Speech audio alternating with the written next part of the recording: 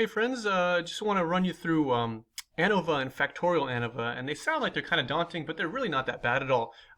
Today we're actually going to utilize what's referred to as film data. It's another data set that's provided you in the course. And to give some background, this is actually a data set that some students put together for our course a few years ago, including some of their favorite movies. So you might recognize some of these as your favorites. There's a few really good ones on here, but I also think yeah, they had some questionable taste in music too. I think somebody put White Chicks on here, which, whatever. Anyway, we'll go to Analyze.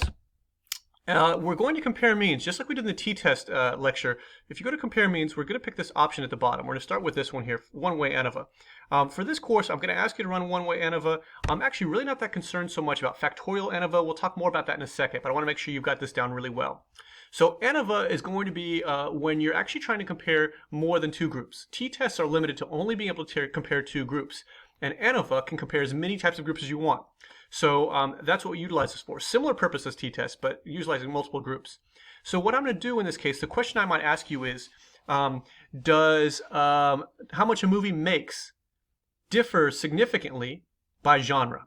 And the term I might use is there a significant main effect of genre on gross income, right? So in this case, essentially I'm asking, do sci-fis and action movies make more than documentaries and dramas and comedies, or whatever? Basically, does the type of movie that's made have a significant impact on how much money it makes, right? So I'm going to put film genre here. That's the factor. That's the X variable.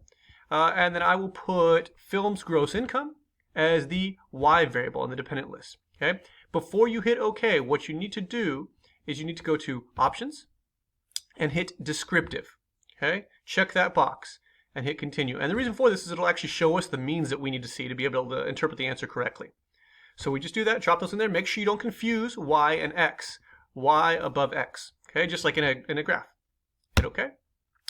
And you'll notice the output here. So these are the descriptives. If we hadn't clicked descriptives, we wouldn't get this top table. We would only get this bottom table, okay? But what I want to point out to you is each different genre has the mean that it makes. But be careful, because you'll notice, you say, well, drama seems to make way more. 8's bigger than any of the numbers on here. However, if you look, that is 86 or almost 87 million, right? Because of where the decimal place is. If you look just above that, animated movies make nearly 200 million.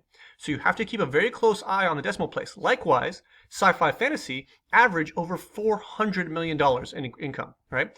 So when you are looking at this, please make sure you look very closely at the decimal place. Likewise here, documentaries make a paltry 32 million, as if I would ever have $32 million in my life, but whatever.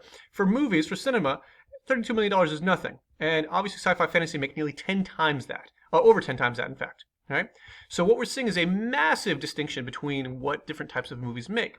And if we come down here, once again, sticking to our old friend significance, right? There it is there, 0.000. So definitely significant. Below our 5% threshold, in this case, not even hitting the 1 out of 1,000 chance that we could be incorrect on this case.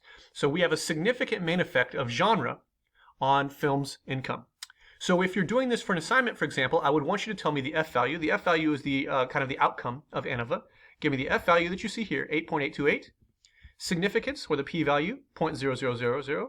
And what I would do here is, like for the means, for example, I would give the highest and lowest, just to provide some context. So sci-fi fantasy make 410 million, whereas documentary and comedy, for that matter, actually make pretty close, in the mid-30s.